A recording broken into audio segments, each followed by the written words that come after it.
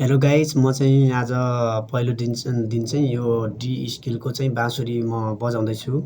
यो डी स्केलको बाँसुरी चाहिँ मेरो दाइले चाहिँ किनेर ल्याइदिनु भएको हो। मैले चाहिँ पहिलो दिन ट्राई गर्दैछु। यो डी स्केलको बाँसुरी चाहिँ मैले बजाएको चाहिँ छैन अनि मैले अरू पनि बाँसुरी त बजाएको छैन, तर म पहिलोपटक मैले बाँसुरी बजाउन एकदम मनपर्ने भएकाले चाहिँ म यो चाहिँ बाँसुरी बजाउनको लागि चाहिँ म ट्राई गर्दैछु। त्यसको लागि चाहिँ यो बाँसुरी चाहिँ कस्तो बज्दो रहेछ, मलाई आवाज मात्र आउँछ,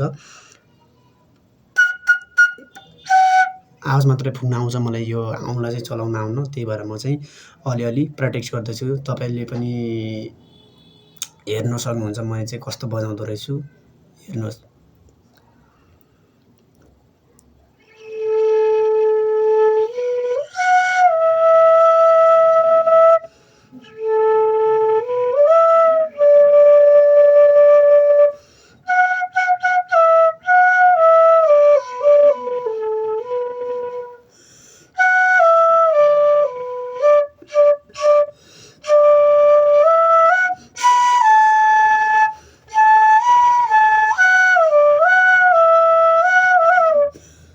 यो चाहिँ मैले चाहिँ पहिलो दिन ट्राई गर्दाखेरि चाहिँ मलाई अलिअलि आयो है। तपाईँहरूलाई कस्तो आउँछ, तपाईँले पनि बजाउन एकदम म जस्तै गरेर मन पराउनुहुन्छ भने तपाईँले पनि बजाउन सक्नुहुन्छ। यो डी स्केलको बाँसुरी हो।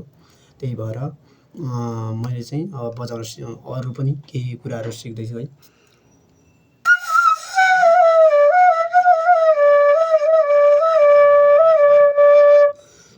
यो चाहिँ अब चाहिँ म चाहिँ यो अब पहिलो दिन हो। म अर्को दिन चाहिँ बजाउँदाखेरि म कस्तो बजाउने रहेछु म अर्को दिनको चाहिँ भिडियोमा हाल्नेछु। म चाहिँ त्यो भिडियो कस्तो हाल्नेछु भने चाहिँ भिडियो हालिसकेपछि तपाईँहरूले थाहा पाउनुहुनेछ म कस्तो भिडियो हाल्छु। मेरो एक